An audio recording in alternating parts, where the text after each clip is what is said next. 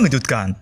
Wahai Bapak Jokowi, wahai Ibu Megawati, jika PLN dituntut untuk menolong rakyat di tengah pandemi COVID-19, menggratiskan listrik, dan lain sebagainya, maka pengusaha batu bara juga harus dimintai tanggung jawabnya untuk menolong negara.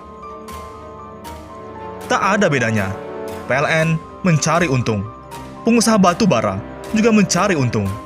Kalau sekarang keuntungan sama-sama harus berkurang, maka memang demikianlah konsekuensi bernegara, senasib sepenanggungan.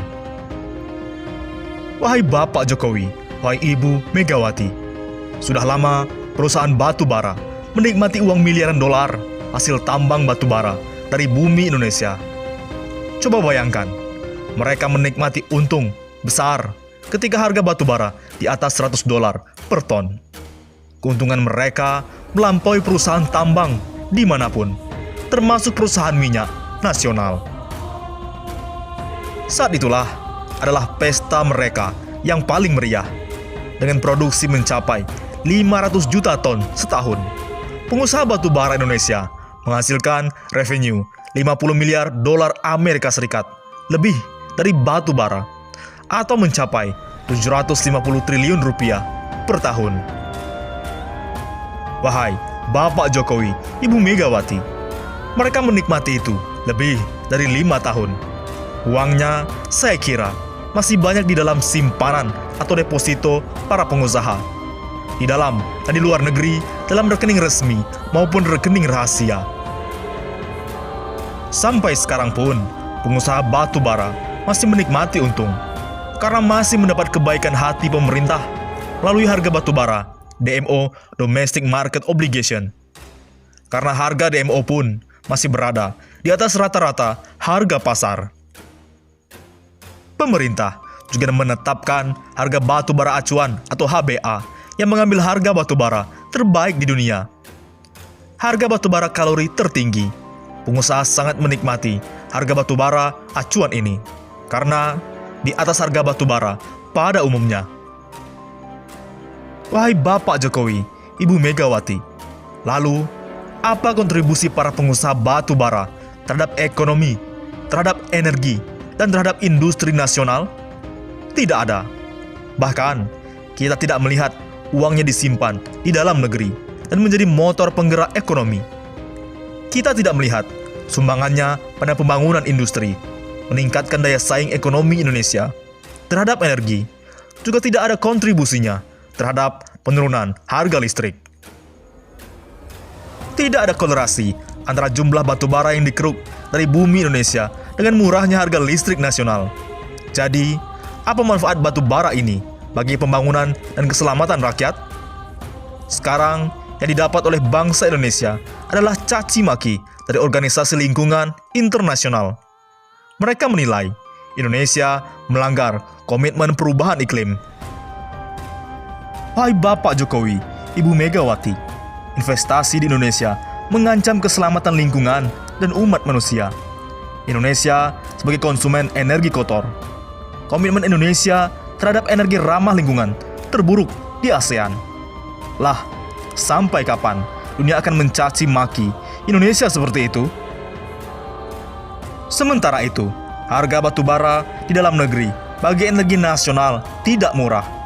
PLN masih juga membeli batu bara dengan mahal. Karena PLN memang sudah terikat kontrak pembelian batu bara dan tak bisa sewaktu-waktu menegosiasikan harga. PLN menggunakan harga batu bara patokan pemerintah. Semua itu menghasilkan keuntungan bagi pengusaha batu bara. Walaupun banyak pengusaha lain bangkrut di tengah COVID, namun pengusaha batu bara masih pesta. Walaupun pesta mereka tak semeriah pada saat harga batu bara $100 per ton, tapi ya masih pesta lah. Oleh karenanya, Menteri SDM harus paham bahwa dia harus menekan pengusaha batu bara untuk berkontribusi pada ekonomi dan energi nasional, ikut menanggung beban ekonomi COVID. Wahai Bapak Jokowi, Ibu Megawati, caranya mudah, yakni agar mereka menjual batu bara ke PLN serendah mungkin, kalau bisa setengah harga DMO saat ini. jika harga batu bara acuan atau HBA $50 per ton. Harga batu bara DMO harusnya $40 per ton. Harga pembelian PLN cukup $20 per ton. Sampai suatu saat, semua pembangkit batu bara harus ditutup sesuai perkembangan zaman dan tuntutan umat manusia akan energi bersih. Perusahaan raksasa batu bara seperti Adaro, Sinarmas, Indika Energi, Arutmin, Berau, KPC, Bumi, Bukit Asam, dan lain-lain agar berkontribusi pada negara dan rakyat dengan cara menjual batu bara dalam negeri dengan harga separuh dari harga komersil. Hanya 100 juta ton dari 500 juta ton atau 20% dari jumlah yang digali dari bumi Indonesia sebagai negara eksportir batu bara terbesar di dunia. Dengan demikian, perusahaan listrik nasional bisa bernapas. Wahai Bapak Jokowi, Ibu Megawati, tidak cukup ya Menteri Keuangan Sri Mulyani harus menahan semua uang hasil keruk batu bara dan hasil ekspor untuk disimpan di dalam negeri. Tak boleh dikirim ke luar negeri hingga akhir masa kontraknya, kecuali sebatas untuk belanja modal dan kebutuhan investasi. Hal itu berlaku sama untuk semua kegiatan eksploitasi atau kegiatan keruk hasil bumi Indonesia. Di lain sisi, wahai Ibu Megawati, SBY tidak pernah menyalahkan generasi muda yang mendemonya. Unjuk rasa mahasiswa yang berujung pada perusakan fasilitas umum tidak hanya terjadi di era Presiden Joko Widodo, tapi hampir terjadi di setiap kepemimpinan presiden yang lain. Namun demikian, perbedaannya terletak pada sikap penguasa dalam menyikapi aksi. Orang dekat Presiden ke-6 Republik Indonesia, Susilo Bambang Yudhoyono, Osi Dermawan, menjelaskan bahwa SBY tidak pernah menyalahkan generasi muda yang kerap mendemo. Walau kerap didemo oleh generasi muda di era pemerintahannya, Bapak SBY tak mudah menyalahkan generasi muda dan malah mempertanyakan prestasi mereka. Tegasnya dalam akun Twitter pribadi, Kamis 29 Oktober. Menurutnya, setiap pemimpin wajib mendengar kritik dari rakyat, termasuk kaum muda. Walaupun terkadang, cara yang digunakan terbilang anarkis demi menarik perhatian. Pemimpin dan penguasa harus mau mendengar kritik rakyatnya, termasuk dari kaum muda, serta membimbing mereka menjadi generasi unggul.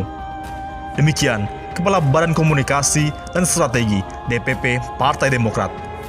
Pernyataan ini seolah menyinggung ucapan Ketua Umum PDIP Megawati Soekarno Putri yang menanyakan sumbangsi generasi milenial.